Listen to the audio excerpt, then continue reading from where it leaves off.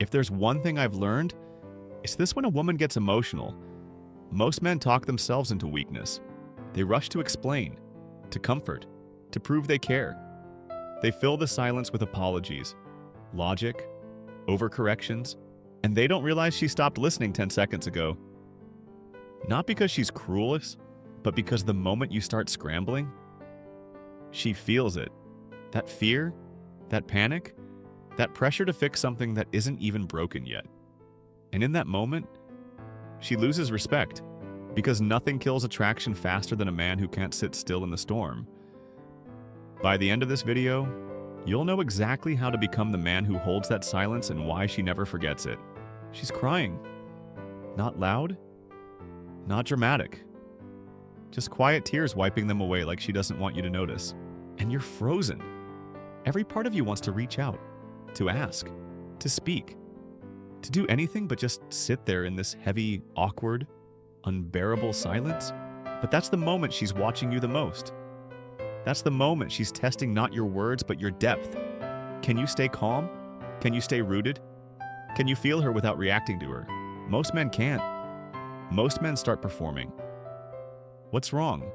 Did I do something? Their voice gets soft. Their body gets tight. They lean in too far. They try to rescue her from something she hasn't even asked to be saved from. And they fail. Because emotional moments aren't puzzles to solve.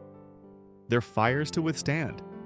And the man who can sit in it without flinching, without trying to fix, change, or explain that man is unforgettable. It's counterintuitive. You think silence means you're cold? You think you're supposed to be supportive, expressive, open? But when she's emotional, the last thing she needs is your reaction. What she's craving is your containment. Not control, not manipulation. Containment. The ability to hold space without letting it change you. Because if her storm can move your center, you're not a man. You're a mirror. And she doesn't want to date her own chaos. You've seen it before. A guy tries to be there for her. He talks too much. His words get soft and anxious. She nods, says thank you. But later she disappears. Her texts get cold. Her affection fades. He's confused, but I was so emotionally available, he says. And that's exactly the problem. He was too open, too accessible, too eager, and she could feel it.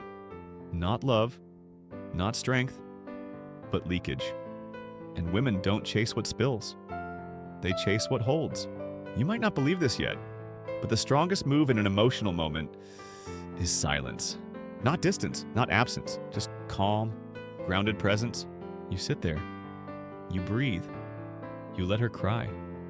You let her rage. You let her go silent. You let her. Because when you don't try to change her emotion, you prove that yours is deeper.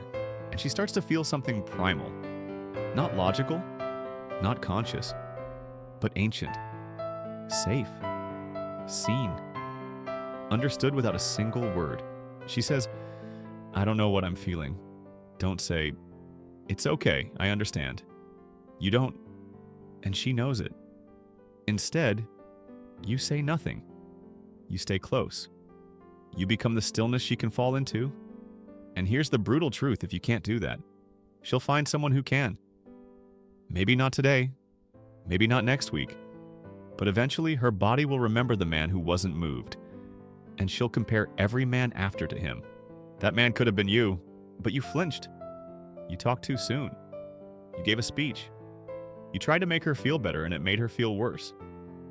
Because what she really needed was you. Quiet, steady, unshaken. That's what makes her feel held. Not hands, not arms, not logic, but your emotional presence, your refusal to be pulled into her waves. And the paradox: when you stop reacting, she opens, because she can feel she's safe. Not because you told her, but because you proved it. Most men will never understand this. They think masculinity means taking charge, speaking up, solving the problem. But in emotional moments, true masculine power is silence. It's the decision not to speak, not to reach, not to explain yourself. It's the discipline of breath, of patience, of immovable energy. And that's what burns into her memory long after the moment ends. You don't need to tell her you care. If you did it right, she already knows. You sit across from her. She's looking down now, lost in something heavy. Her words are slow, fragmented, almost fragile. You feel the pull to comfort her. Every part of your training, your childhood, your good man instincts scream at you, say something. Tell her it's not her fault. Tell her she's beautiful. Tell her you're not going anywhere. But you don't. You wait. Not to punish, not to distance, but because you finally understand she's not asking for a response. She's watching for a reaction. And when it doesn't come, something shifts. In her body, in her breath, in the space between you. Because for once, she's not being managed. She's being met. That's the word most men don't understand. Met. To meet a woman emotionally isn't to follow her into chaos. It's to let her bring chaos to you and remain unmoved. And in that stillness, something ancient awakens in her. She doesn't know why she suddenly wants to lean in, why her guard lowers, why her body softens. But you know, because when a woman feels that she can pour everything out and still not shake your presence, she starts to trust, not your words, not your promises, but you. That is what ignites attraction that doesn't fade, not charm, not attention, not affection, but containment. And silence is the door to that containment. There was a time you would have cracked. She would raise her voice, accuse you of being distant, and you would have scrambled to fix it. You would have explained how much you care. You would have apologized for something you didn't even understand. And she would have nodded. Maybe even said, "Thank you." But deep down, she would have lost interest. Because you gave her power without presence. You gave her surrender without stillness. And she didn't respect you for it. She pitied you. You felt it, didn't you? That strange emptiness after giving her everything and still feeling like it wasn't enough. Because it wasn't. Not because you lacked love, but because you lacked containment. And without containment, your love just leaks. It drips all over the floor. It floods when she doesn't ask. It spills when she needs structure. And nothing repels the feminine faster than the masculine leaking emotion in moments where it's supposed to hold. She's not telling you to be a robot. She's telling you to be a man. Not the cartoon version. Not the nice guy with a soft voice and open diary. But the man who can feel everything and still choose when and how he speaks. Not because he's afraid, but because he's in control of himself, of his energy, of the space he creates. That's what makes him desirable. That's what makes women remember him. Not the ones who gave speeches, but the one who listened with his silence. It feels strange at first. Like you're doing nothing. Like you're abandoning her. But you're not. You're doing the opposite. You're holding a container. You're becoming the fireproof walls that let her emotion burn without destroying anything. You're the oxygenless chamber where drama dies. And once she feels that, she can finally feel herself. Because you stopped trying to fix her. And in doing so, you gave her something no man ever has. She may test you. She may cry louder. She may say, "You don't care." But that's not your cue to crumble. That's your cue to deepen. To stay. To breathe. To prove through presence what words never could. And when she realizes you didn't react, didn't panic, didn't try to escape the heat, she sees it. Not with her eyes, with her nervous system. The part of her that doesn't lie, she sees the man she didn't know she was waiting for, and she'll chase that. Because emotional moments are the gateways to feminine surrender. Not because you overwhelmed her, not because you impressed her, but because you absorbed her. You took all her chaos, all her waves, all her fire, and you held. Without controlling, without running, without speaking, She will remember that for the rest of her life. Now she leans closer, not with her body, but with her presence. Her eyes begin searching for something she never thought to look for before a man who doesn't flinch.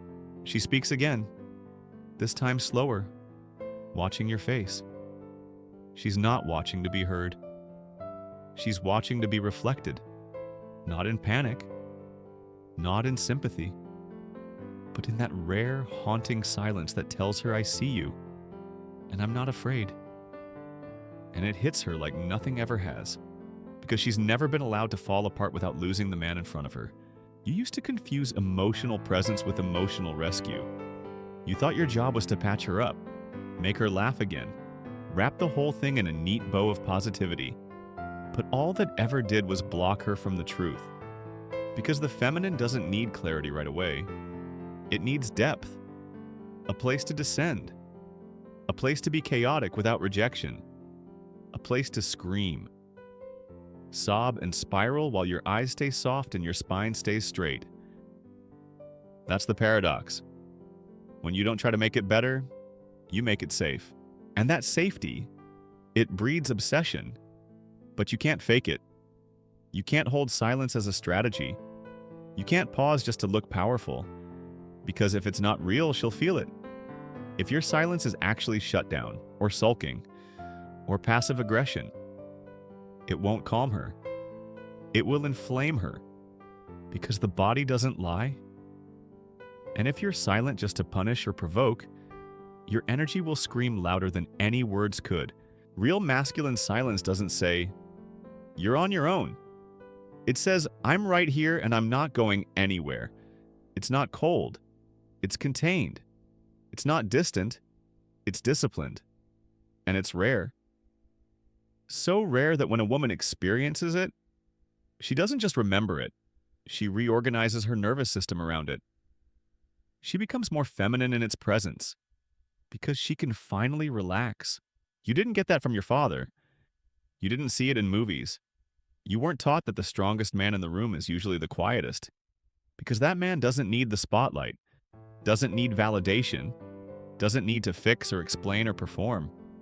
He sits, he breathes, he feels everything and chooses stillness anyway. That's not easy. It takes years. You'll fail 1,000 times. He'll try to stay silent and then say something stupid at the last second. You'll feel your throat burning with unspoken fear, wanting to escape the tension. But eventually, something clicks. You stop fearing her storm. You stop making her emotion mean something about you. You stop assuming every tear is a trap, every silence a test, every raised voice an accusation. You let her be, and you let you be, side by side, fire and stone, movement and mountain. And when that happens, she feels it. Not as comfort, as gravity. You're no longer the man who runs toward every emotional cue. You're the one who stays still and draws her toward you. Not because you're aloof, but because you've learned the power of grounded silence. The man who speaks only when his voice adds something deeper than stillness? She might not know how to say it. She might just whisper, "Thank you," or fall asleep on your chest, or hold your wrist just a second longer. But inside, her whole being is changing. Because now she knows you don't leave her when she's most lost. You stay quiet, open, whole. That's what women notice. That's what they remember. And that's what they chase. Not the man who gave her words. The man who gave her peace. Later, when she talks about you to her friends, she won't describe what you said. She won't recount a clever line or some perfect reassurance. She'll say he was just there, and she'll mean it. Not physically, not passively, but fully there, present like a mountain, watching without judgment, listening without impatience, breathing like nothing could shake him. Because what stayed with her wasn't your words, it was your unshakable energy. Most men underestimate how loudly stillness speaks. They rush to fill the moment, to repair the discomfort, to escape the silence they were never taught to survive. But the man who stays quiet, composed, real becomes unforgettable. Because in a world full of anxious talkers and impulsive fixers, he is the rarest thing she's ever felt safe while being seen. You don't need to agree with her pain. You don't need to solve her story. You just need to be with it, without shrinking, without inserting yourself, without needing it to end so you can feel better. That's what most men get wrong. They make her emotion about them. Did I do something? How do I fix this? Am I enough? And suddenly her vulnerability becomes your insecurity and the moment is lost. But not with you. Not anymore. Because now you understand the difference between reaction and presence. You've learned that silence isn't weakness, it's mastery. The silence of a man who has already faced his demons and lived. The silence of a man who doesn't flee from the edge but sits down right next to it. That silence is sacred. And once she feels it, she will chase it in every man she meets and never find it again. Unless she finds you. She'll test you. Of course she will. That's how she knows it's real. She'll bring the storm. She'll cry without telling you why. She'll go quiet when you least expect it. And she'll watch. Not to break you, but to feel you. Because the moment she sees you, don't try to make her stop feeling, is the moment she starts trusting. You can't force this. You can't script it. You become it through practice, through patience, through pain, through choosing not to run, not to yell, not to fill the air with empty comfort. You choose instead to sit in the burning silence with her and breathe. Because you know your presence is louder than reassurance, your breath steadier than advice, your stillness more intimate than touch. And here's the final truth when a woman cries in front of a man and doesn't lose him. A part of her falls in love, not with a fantasy, but with reality. With the grounded masculine presence that doesn't shift when she falls apart. And that kind of love doesn't fade. It lingers in her bones. Because it's not based on what you said or did, but what you didn't do. You didn't run. You didn't flinch. You didn't react. You stayed. And in doing so, you became something she can't forget. You don't get her back by waiting. You get her back by never needing her again.